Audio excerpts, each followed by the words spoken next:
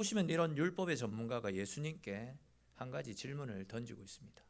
어떤 질문을 던집니까? 우리 25절에 기록된 말씀 같이 한번 읽어보겠습니다. 어떤 율법 교사가 일어나 예수를 시험하여 이르되 선생님, 내가 무엇을 하여야 영생을 얻으리까? 아멘. 자, 지난 주간에 우리가 살펴보았던 것처럼 또 오늘 장로님도 기도 중에 말씀을 하셨는데, 젊은 부자 간원이 예수님께 찾아와서 어떻게 해야지 영생을 얻을 수 있습니까? 이렇게 질문을 했었던 것처럼 오늘 본문에 나타나고 있는 이 율법 교사 역시도 예수님께 어떻게 해야지 영생에 이를 수 있습니까? 라는 동일한 질문을 하고 있지 않습니까? 근데 이제 지난 주간에 우리가 살펴보았던 이 젊은 부자 간원의 경우에는 젊은 나이에 세상적으로 성공하고 많은 것을 누리고 있음에도 불구하고 그의 마음속에 자리 잡고 있는 어떤 영적 공허함, 영적 갈급함들을 해결하고자 하는 그런 마음으로, 순수한 마음에서 어떻게 해야지 영생에 이를 수 있습니까? 이런 질문을 던졌던 데 반해서 오늘 본문에 나타나고 있는 이 율법 교사는 굉장히 불순한 의도로 이런 질문을 던지고 있습니다.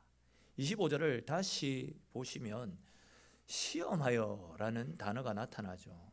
이 시험하여라는 이 단어를 헬라어 원어로 살펴보면 에크페이라조라는 단어가 사용되어졌습니다. 근데 이 에크페이라조라는 이 단어는 덫을 놓아서 무너뜨리려고 한다, 이런 뜻을 가진 단어입니다. 이제 신약 성경에 보면 오늘 본문을 제외하고도 이 에크페이라조라는 단어가 3번이 더 사용되어졌는데, 그 3번이 언제 사용이 되어졌냐면 사탄이 광야에서 예수님을 무너뜨리기 위해서 3가지 시험을 하지 않습니까? 사탄이 예수님을 시험할 때 이런 식으로 예수님을 시험했다라는 거죠. 그러니까 이제 오늘 이 율법사가 예수님께 나와서 어떻게 해야지 내가 영생을 얻을 수 있습니까? 이렇게 물어보았던 것은 예수님께 덫을 놓아서 예수님을 넘어뜨리기 위한 굉장히 불순한 의도로 이 질문을 던지고 있다라는 거죠. 다시 말해서 예수님, 어떻게 해야지 영생을 얻을 수 있습니까?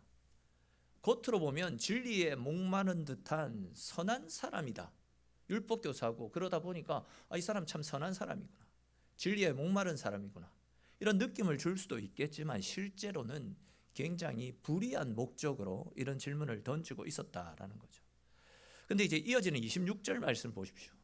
어떻게 하면 영생을 얻을 수 있습니까? 라는 이 율법교사의 악의적인 질문에 대해서 예수님께서 오히려 역으로 율법에서는 무엇이라고 기록을 하고 있고 너는 그것을 어떻게 읽느냐라고 오히려 예수님께서 율법교사에게 역으로 질문을 던지셨습니다. 그러자 이번에도 율법교사도 율법교사답게 막힘없이 당당하게 내 마음을 다하고 목숨을 다하고 힘을 다하여 뜻을 다하여 주 너의 하나님을 사랑하고 이와 같이 내 이웃을 내 몸과 같이 사랑하라고 하셨습니다 라는 대답으로 진짜 율법교사답게 성경에서 말씀하고 있는 핵심을 정확하게 집어서 대답하는 것을 볼 수 있습니다. 그런데 이제 이 율법교사의 대답을 들으신 예수님께서 또 율법교사에게 뭐라고 말씀하십니까? 우리 28절 말씀 다시 한번 읽어보겠습니다. 예수께서 이르시되 내 대답이 옳도다, 이를 행하라, 그러면 살리라 하시니. 아멘. 자, 무슨 말씀입니까? 마음을 다하고 목숨을 다하고 힘을 다해 하나님을 사랑하고 이웃을 사랑하는 것이 하나님의 뜻입니다 라고 대답했던 그 율법교사를 향해서 예수님께서 그래, 너가 율법의 핵심을 잘 알고 있구나. 근데 이제 중요한 것은 그것을 알고 있는 것이 중요한 것이 아니라 너가 행하는 것, 말씀대로 행하는 것이 훨씬 중요하다. 그러니 너도 가서 너가 하나님을 사랑한다라고 말하는 만큼 이웃사랑을 실천하라. 즉 말로만 입술로만 사랑 떠들지 말고 직접 그 사랑을 행하는 삶을 살아가라 라고 말씀을 하셨던 겁니다. 자, 이렇게 예수님을 시험해서 덫에 걸어 예수님을 넘어뜨리기 위한 목적으로 질문을 던졌다가 오히려 예수님으로부터 네가 알고 있는 것으로만 그치지 말고 그대로 행하라 라는 책망을 들었던 이 율법교사의 입장에서는 지금 굉장히 자존심이 상하고 마음도 불편하지 않겠습니까? 이에 이 율법교사는 어떻게 해서든지 짓밟힌 자기 자존심을 되살려보고자 했습니다. 그래서 그는 26절에 기록된 말씀처럼 또다시 예수님께 질문을 던집니다. 그 질문이 무엇인지 우리 29절 말씀도 같이 한번 읽어보겠습니다. 그 사람이 자기를 옳게 보이려고 예수께 여짜오되 그러면 내 이웃이 누구이니까? 아멘. 자, 여기 보시면 그 사람이 자기를 옳게 보이려고 이런 표현이 나타납니다. 이 표현을 헬라어 원어로 살펴보게 되면 자기를 정당화하기 위해서 몸부림쳤다, 그런 식으로 해석을 할 수 있습니다. 그러니까 이 말씀은 앞에서 예수님께서 이 율법 교사에게 너는 말로만 이웃 사랑을 말하지 말고 실제로 이웃 사랑을 실천하며 살아가라, 그렇게 책망하신 것 때문에 이 율법 교사가 화가 나서 자기를 변호하기 위해 예수님께, 아니 예수님, 제가 얼마나 이웃을 잘 돌아보고 섬기고 있는데요, 이런 저에게 이웃을 사랑하고 섬기라니요, 도대체 예수님 말씀하시는 내가 돌아보고 섬겨야 될 그 이웃이 누구입니까? 한번 데리고 와보십시오. 내가 얼마나 그들을 잘 돌아보고 섬겼는데요. 지금 이런 식으로 따지듯이 예수님께 말하고 있는 겁니다. 아마 이 율법교사는 자기 나름대로 이웃들에게 사랑을 베풀고 나누고 섬기는 삶을 살았던 모양입니다. 그런데 이제 중요한 것은 이 사람이 생각했던 이웃, 그리고 이 사람이 사랑을 베풀고 나누었던 이웃은 자기를 사랑해주고 또 자기와 가깝게 지내고 사회적으로 어떤 영향력을 가지고 나에게 어떤 선한 영향력을 끼쳐줄 수 있는, 나에게 어떤 유익을 가져다 줄 수 있는 그런 사람을 사랑하고 그런 사람에게 섬김과 나눔을 실천하며 살아왔던 것입니다. 그는 이런 사람에 대한 사랑을 실질적으로 많이 베풀고 살아왔던 모양입니다. 그런데 이제 문제가 무엇이었냐면 당시 유대인들은 병들고 가난한 사람들은 하나님으로부터 저주를 받은 사람이다. 하나님께 죄를 지어서 하나님의 심판으로 말미암아 저들이 저렇게 힘들고 어려움을 겪고 있다. 저런 죄인들과 우리가 함께하면 저들에게 있는 하나님의 진노와 화가 우리에게도 미칠 수 있다라는 생각으로 세상적으로 소외되고 세상적으로 차별받는 사람에 대해서는 저주를 하고 정죄하며 오히려 그들을 멸시하고 멀리하는 삶을 살고 있었습니다. 사실 정작 이런 사람들에게 더 많은 돌봄과 섬김, 사랑이 필요함에도 불구하고 이 율법 교사들 역시도 유대인들의 잘못된 사고를 바탕으로 정작 병들고 가난한 사람들, 헐벗고 굶주린 사람들, 당장 누군가가 도와주지 않으면 내일 당장 어떻게 될지도 모르는 진짜 돌봄과 섬김이 필요한 사람들에 대해서는 모른 척 외면하고 살아가고 있었던 겁니다. 내가 좋아하는 사람, 내 주변에 나에게 유익을 가져다 주는 사람들만을 이웃이라고 칭하면서 그 사람들에게만 사랑을 베풀었지, 나에게 도움되지 않는 사람, 진짜 도움이 필요한 가난하고 병들고 헐벗은 사람, 그런 사람들은 죄인, 멀리 해야 될 사람, 이런 식으로 선을 긋고 구분한 채 온전한 사랑을 베풀지 않으며 살아가고 있었다라는 겁니다.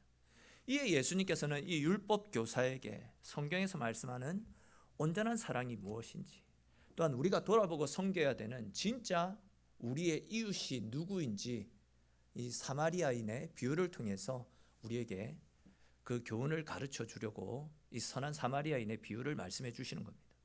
앞에서도 말씀을 드렸듯이 이 선한 사마리아인의 비유는 다들 잘 알고 계실 거다 생각되어집니다. 그래서 이제 그냥 간단하게만 그 내용을 다시 말씀을 드리면 아시는 대로 어떤 사람이 예루살렘에서 여리고로 내려가다가 강도를 만납니다. 그래서 모든 소유를 다 빼앗기고 고통스럽게 죽어가고 있었습니다. 근데 이제 마침 그곳에 이스라엘의 한 제사장이 예루살렘에서 일을 마친 후에 여리고로 내려가다가 강도를 만나 죽어가고 있는 그 사람을 목격하게 되었습니다. 여러분, 이 제사장이 어떤 사람들입니까? 매일매일 예배를 드리고 사람들에게 율법을 가르치고 때로는 말씀으로 백성들을 훈육하기도 하는 영적으로 무게 있는 사람입니다. 오늘날로 치면 목사와 같은 사람, 그런 위치에 있다라고 보시면 되겠습니다. 인간적인 기준으로 볼 때 그래도 이웃을 사랑할 가능성이 제일 높은 사람이 이 제사장들 아닙니까? 근데 보시면 이 제사장은 죽어가는 사람을 도와주기는커녕 일부러 슬슬 피해서 도망을 하듯 급하게 그 자리를 떠나가는 것을 볼 수 있습니다. 그리고 이제 얼마 가지 않아서 이번에는 레위인들이 그곳을 지나가고 있었습니다. 레위인은 또 어떤 사람입니까?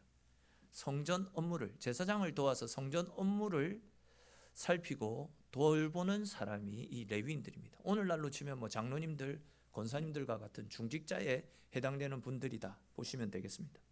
근데 보시면 이 레위인들 역시도 강도 맞는 사람을 보고는 모른 척 그냥 지나갔습니다.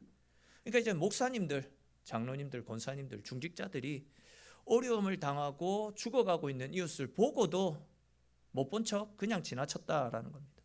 괜히 귀찮은 일에 휘말려 가지고 돈 쓰고 시간 낭비하고 에너지 낭비하고 이런 일이 번거로웠기 때문에 그냥 지나쳤다라는 겁니다. 아시듯이 당시 예수님께서는 당시 종교 지도자들을 향해서 그들은 기도와 헌금과 선행을 할 때 사람들 앞에 드러나는 일에 대해서는 열심히 잘 하지만 중심은 하나님의 말씀과 전혀 상관없다. 중심은 하나님과 멀다라고 당시 종교 지도자들을 책망하신 적이 있지 않습니까? 그 말씀처럼 이들은 내가 선한 일을 해도 뭐 보는 사람도 없고 알아주고 칭찬해 주는 사람도 없기 때문에 이런 일은 시간 낭비다. 아유, 괜히 이런 일에 휘말리고 싶지 않다. 이런 생각으로 그냥 도망쳤던 겁니다. 한마디로 이들이 말하는 사랑은 이들의 사람들에게 보이고 또 가시하고 싶어하는, 내가 드러나고 싶어하는 신앙이었던 겁니다. 자, 그런데 보십시오. 어떤 사마리아 사람이 그 길을 지나가고 있었습니다. 아시듯이 사마리아 사람들은 원래는 이스라엘과 한 민족 아닙니까? 근데 이제 이방인과 혼음하지 말라라는 하나님의 말씀을 깨트리고 이방인과 혼음으로 인해서 생겨난 혼혈 민족이 이 사마리아 사람들입니다. 그리고 이들은 자기 남편들을 따라 자기 남편, 자기 아내가 섬기는 이방 신들을 섬기며 하나님 앞에 변절자의 삶을 살았던 사람들입니다. 사실 이스라엘 사람들 입장에서 보면 이 사마리아인들은 신앙의 순결을 저버린 이단아들이라고 해도 틀린 말이 아닐 겁니다. 그런 이유로 유대인들은 사마리아인들을 굉장히 경멸하면서 개와 돼지와 같은 짐승으로 분류하며 그들을 멀리하지 않았습니까? 근데 보시면 유대인들이 이 짐승처럼 여기며 멀리했던 이단아였던 사마리아 사람들은 강도를 만나서 죽어가고 있는 이 사람을 모른 척 그냥 지나가지 않았습니다. 그에게로 가까이 다가서서 기름과 포도주를 발라주며 상처를 치료해 주었습니다. 즉 응급처치를 해 주었다라는 겁니다. 그리고는 이제 자기가 끌고 왔던 나귀에 그 사람을 태워서 여관으로 데리고 갔습니다. 그리고 정성껏 돌보아 주었습니다. 이튿날이 되어서 이 사마리아 사람은 자기 업무가 중요한 업무가 있어가지고 더 이상 돌볼 수 없는 상황이 되었기 때문에 여관 주인에게 돈을 맡기면서 이 사람을 정성껏 돌보아 주십시오. 내가 돌아와서 혹 더 추가로 든 돈이 있으면 제가 지불할 테니까 돈에 대해서는 신경 쓰지 말고 이 사람을 정성껏 돌보아 주십시오 라고 이야기를 하면서 이제 떠나가는 내용으로 이제 예수님의 비유가 마칩니다. 그런 다음에 이제 예수님께서는 이 이야기를 마치면서 율법사에게 또 한 가지 질문을 던지시죠. 그 질문이 무엇입니까? 너의 생각으로는 이 세 사람 중에, 즉 제사장과 레위인과 이 사마리아 사람 중에 누가 강도 만난 자의 이웃이냐라는 이런 질문이었습니다. 율법사는 예수님께서 던지신 이 질문 앞에 황당하고 당황스러울 수밖에 없었습니다. 왜냐하면 누가 보더라도 이 강도 만난 자의 이웃은 유대인들이 존경하는 제사장, 유대인들이 존경하는 레위인들이 아니라 유대인들이 경멸하며 개나 돼지 짐승처럼 무시했던 사마리아 사람이었기 때문입니다. 이에 그 율법사는 차마 자기 자존심에 자기들이 짐승처럼 여기는 사마리아 사람이 선한 사람이다 라고 말하지 못하고 우회적으로 자비를 베푼 사람입니다 라면서 애둘러 사마리아인이 선한 사람임을 표현하지 않습니까? 그 대답을 들으셨던 예수님께서 율법사에게 37절에 기록된 말씀처럼 그러면 가서 너도 이와 같이 행하라 라는 말씀을 주셨습니다. 예수님의 이 말씀에 율법사는 또다시 충격을 받게 됩니다. 여러분, 이 율법사에 대해서 우리가 다시 한번 생각해 보십시다. 이 사람은 예수님께 누가 내 이웃입니까? 라고 질문을 했습니다. 이 율법사에게는 그것이 굉장히 중요한 문제였습니다. 즉, 상대가 사랑을 받을 만하면 나도 사랑하겠습니다. 그 사람을 사랑할 수 있을 만큼 그 사람이 준비된 사람이면 나도 얼마든지 그 사람을 섬기겠습니다. 이런 조건부적인 사랑을 실천하며 살아가고 있었습니다. 그런데 예수님께서 말씀하시는 사랑, 돌봄, 섬김은 이런 조건부적인 사랑이 아니라 무조건적인 사랑, 완전한 사랑을 말씀하고 있지 않습니까? 사실 하나님께서 죄인된 우리를 아무 조건 없이 사랑해 주셨듯이 예수님은 너희들 역시도 그 사람이 누구든 상관없이 네 앞에서 강도당하고 쓰러져가는 사람이 누워있다라고 한다면 그 사람을 사랑으로 돌보고 섬겨야 된다. 그것이 하나님이 우리에게 원하시는 온전한 사랑의 모습이다.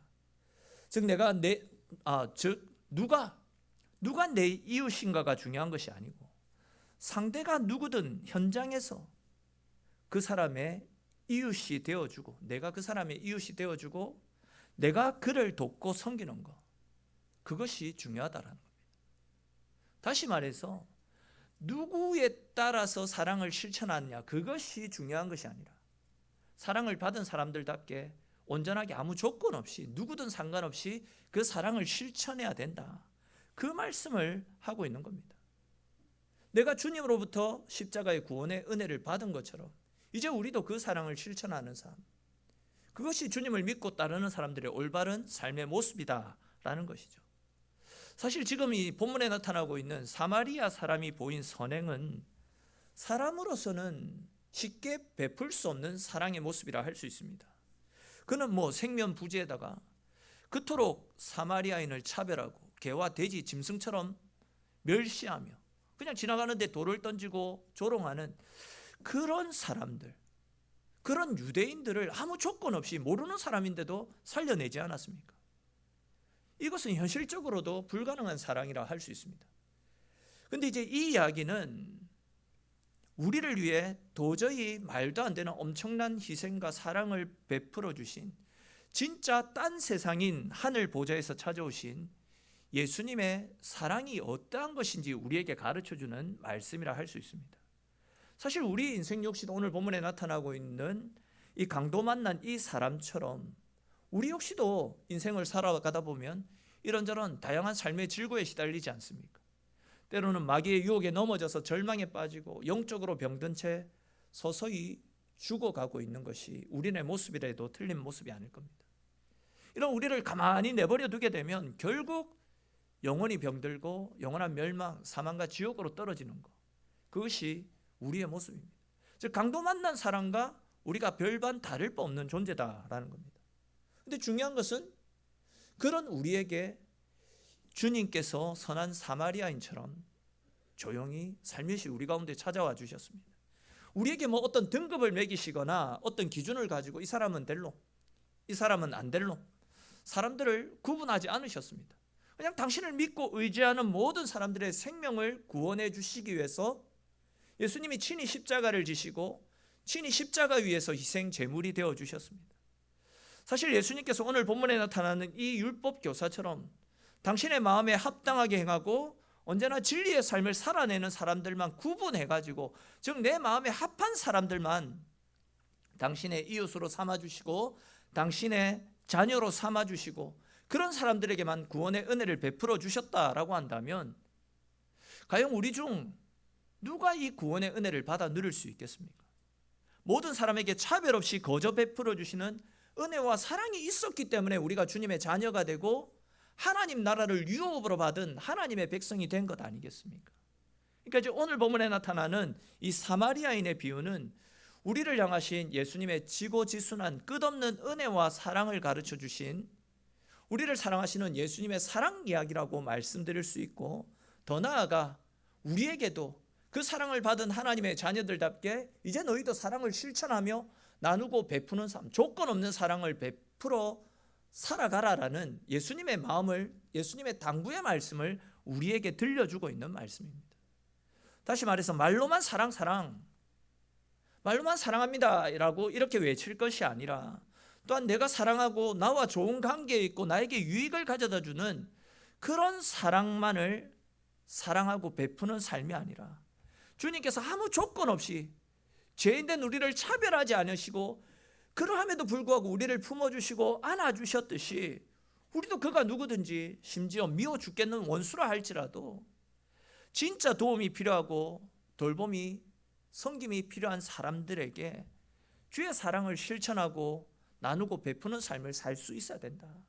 이것이 주님이 우리에게 들려주시는 말씀입니다. 사실 오늘 말씀을 준비하면서 과연 내 입장에서 우리 교회 입장에서 사랑으로 돌아보고 섬겨야 되는 사람들이 어떤 사람들이 있을까? 우리의 이웃이 누가 있을까? 이런 고민들을 참 많이 해봤습니다. 아시는 분들은 뭐 다 아시겠지만 평일에 우리 교회 이 3층 식당에서 엘린테크 직원들과 또 요 주변에 있는 회사 직원들이 식사를 많이 하십니다. 처음에는 뭐 한 30명 남짓한 그런 분들이 식사를 하셨는데 요즘에는 대략 한 100명 가까이 되는 분들이 이 식당에 와서 식사를 하시는 것 같다 싶습니다. 30명에서 100명 갑자기 숫자가 확 늘어났습니다. 근데 이제 그렇게 많은 분들이 교회에 와서 식사를 하다 보니까 이 교회 입장에서는 좀 불편하고 손해가 되는 일들이 눈에 띄기 시작하더라고요. 평일에 일어나는 일이라서 여러분들 잘 모르실 수도 있겠는데 보시면 이제 엘림테크 직원들은 안 그러는데 이 외부에 있는 회사 직원들이 우리 교회 3층 화장실을 이용하면서 이 변을 보고 물을 내리지 않고 가는 분들이 종종 계십니다. 그리고 이제 또 변을 보고 그냥 죄송하지만 막혀가지고 며칠이 묵어가지고 아무리 씻겨 내려도 잘 씻겨 내려가지 않을 정도로 그냥 그렇게 사고를 치고 그냥 가시는 분들이 종종 있습니다. 그래서 제가 몇 번이나 그것을 치우고 했었거든요. 뭐 또 이제 화장실 휴지도 이전보다 자주 없어집니다. 그래서 제 생각에 이모가 좀 미안해서 그런가 이제 큰 화장지를 갖다 놓고 사용을 하시더라고요. 식당 정수기도 많은 사람들이 손을 냈다 보니까 뭐 고장도 자주 납니다. 이번 달에만 제가 2번이나 AS를 불러서 고쳤던 기억이 있습니다. 계단이나 또 이제 3층 복도 이런 곳에 쓰레기들도 이전보다 훨씬 많이 떨어져 있고 휴지통도 더 많이 빨리 차거든요. 그 앞에서도 말씀드렸듯이 엘림테크 직원들 그리고 요 앞에 청운사라고 있는데 그 직원들만 다닐 때 이런 문제들이 단 1도 일어나지 않았거든요. 근데 이제 인원이 갑자기 뭐 100명 그렇게 가까이 늘어나다 보니까 불편한 것이 너무 많습니다. 제가 손을 대야 하고 신경을 써야 되는 것도 조금씩 늘어나는 것 같다 싶더라고요. 또 성도들 중에서 저한테 목사님 요즘에 휴지가 더 빨리 평소보다 많이 드는 것 같습니다. 화장실 불도 뭐 자주 켜져 있는 것 같습니다. 교회 계단이나 복도가 많이 지저분합니다. 뭐 이런 불편을 이야기하시는 분들도 계시더라고요. 근데 우리가 한번 생각해 볼 문제가 있습니다. 우리 교회 이름이 뭐죠? 우리 교회 이름이 뭡니까? 저 엘림교회죠. 근데 이 엘림이라는 말이 뭐냐면 뭐 아시겠지만 출애굽 이후에 강야 생활로 인해서 육적으로 영적으로 지친 이스라엘 백성들이 오아시스 같은 곳을 하나 발견합니다. 그래서 이제 그곳에서 진을 치고 지쳐 있는 육신과 영혼을 재충전하며 떠나갔던 곳이 엘림입니다. 즉 지쳐 있던 이스라엘 백성들이 재충전했던 곳, 그곳이 엘림이었습니다. 또 우리가 뭐 그런 역할을 감당하고자 하는 그런 선한 마음으로 엘림교회라고 이름을 지은 것 아니겠습니까? 그렇다면 우리가 외부에서 오는 외부인들로 인해서 이런저런 불편함을 겪는 것들은 우리가 충분히 사랑의 마음으로 감내하고 기쁨으로 섬길 수 있어야 되는 것 아닌가 하는 생각을 하게 됩니다. 어쩌면 우리가 죄송한 이야기지만 교회 이름값을 제대로 하지 못하고 있기 때문에 하나님께서 그 이름값이라도 제대로 하라고 갑자기 외부 사람들을 많이 보내주셨을 수도 있는데 그렇다면 우리가 오히려 보내주신 그 사람에 대해서 더 감사함으로 기쁜 마음으로 섬김을 통해 교회 이름값을 감당해 나가야 되는 것 아니겠습니까? 휴지를 좀 더 쓴다라고 해가지고 쓰레기 봉투 뭐 평소보다 더 많이 쓴다고 또 우리 교회 뭐 식기나 아니면 정수기와 같은 비품들이 빨리 닳는다고, 또 청소해야 될 일들이 많이 있다고 불평을 한다면 그것은 분명 우리가 교회로서의 역할을 제대로 감당하지 못하고 있는 것이 아닌가 생각이 되어집니다. 진짜 여러분, 우리가 사랑으로 돌아보고 섬겨야 되는 우리의 이웃은 내가 잘 알고 나와 친하게 지내는 사람들, 두말할 필요 없습니다. 새가족들 두말할 필요 없습니다. 우리가 진짜 돌아보고 섬겨야 될 우리의 이웃은 이렇게 우리에게 불편을 주고 이런저런 일거리를 가져다 주고 많은 손이 가게 되는 외부에서 오는 그분들이 아닌가 생각되어집니다. 우리가 300명의 성도들을 보내어달라고 기도하고 있습니다. 또한 하나님을 기쁘시게 하는 건강하고 아름다운 교회로 세워져 가기를 꿈꾼다라고 말하고 있습니다. 그런데 이런 작은 불편함 때문에 그들을 향해서 싫은 소리를 하고 또 마음의 불편함을 가지고 있다라고 한다면 우리 역시도 오늘 본문에 나타나고 있는 이 율법 교사와 전혀 다를 바 없는 모습 아니겠습니까? 여러분, 우리 주 예수님은 우리를 향해서 말과 혀로만 사랑을 이야기하지 말고 행함과 진실함으로 사랑을 베풀고 너도 그와 같이 해라 라는 말씀을 주시지 않습니까? 내가 정해놓은 나의 이웃만이 아니라 그가 누구든지 도움이 필요한 사람들, 우리가 주님의 사랑으로 돌아보고 섬길 수 있어야 됩니다. 우리를 귀찮게 하는 사람이라 할지라도, 때로는 우리의 손이 많이 가는 사람이라 할지라도 그들이 진짜 우리가 돌아보고 섬겨야 될 이웃이다라는 생각이 든다면 그것도 감사함으로 감내하고 그런 돌봄과 섬김을 통하여 하나님의 살아계심을 믿지 않는 그들에게 나누고 전할 수 있어야 되는 것 아니겠습니까? 우리가 눈을 열어보면 우리 주변에 인생의 강도를 만난 사람들 많이 있을 겁니다. 건강이라고 하는 강도를 만난 사람들도 분명히 있을 것입니다. 물질의 강도를 만난 사람들, 이런저런 관계의 강도를 만난 사람들, 그리하여 이리저리 시름 앓고 있고 고통 가운데 있는 사람들 분명히 많이 있을 겁니다. 또 우리에게 손해를 끼치고 진짜 미워 죽겠는, 내 마음에 내키지 않는, 감히 용서가 되어지지 않는 그런 사람들도 분명히 있을 것입니다. 그런데 주님께서는 그들을 돌아보고 그들에게 나의 시간을 붓고 내 물질을 붓고 정성을 다하며 살아가는 것, 그것이 주님께서 우리에게 친히 보여주셨던 섬김의 삶이셨고, 더 나아가 주님께서 우리에게 원하시는 사마리아인의 모습 아니겠습니까? 그리고 주님께서는 우리에게 너도 가서 그와 같이 행하라 라는 말씀을 하셨습니다. 우리가 지금 성탄을 맞이하는 시간들을 가지고 있습니다. 얼마 있으면 이제 성탄이 다가옵니다. 성탄을 전하기 위해서 우리가 할 수 있는 일들이 무엇이겠습니까?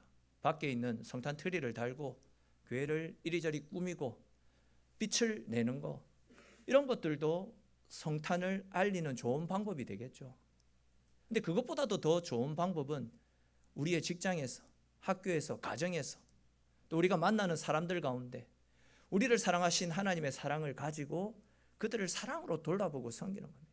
내게 불편을 가져다 주더라도, 내가 정말 미워 죽겠다 하더라도 내가 큰 사랑을 빚진 하나님의 사람답게 그들을 사랑으로 돌아보고 섬기며 사랑을 실천해 나갈 때 내 모습을 통해서 예수 그리스도가 그들에게 증거되어지는 것 아니겠습니까? 그러한 우리의 삶이 성탄을 가장 효율적으로, 가장 합리적으로, 가장 바람직하게 알릴 수 있는 최고의 방법이 아닌가 생각되어집니다. 이번 한 주간, 성탄을 맞이하는 한 주간을 보내면서 내가 만나는 단 한 사람에게라도 선한 사마리아인이 되셔가지고 주께 받은 사랑을 돌려주고 나누고 실천하며 주님 은혜 가운데 믿음으로 살아가는 저와 여러분들의 삶이 될 수 있기를 주님의 이름으로 축원합니다. 우리 오늘 주신 말씀들을 생각하면서 함께 하나님 앞에 기도하기를 원합니다.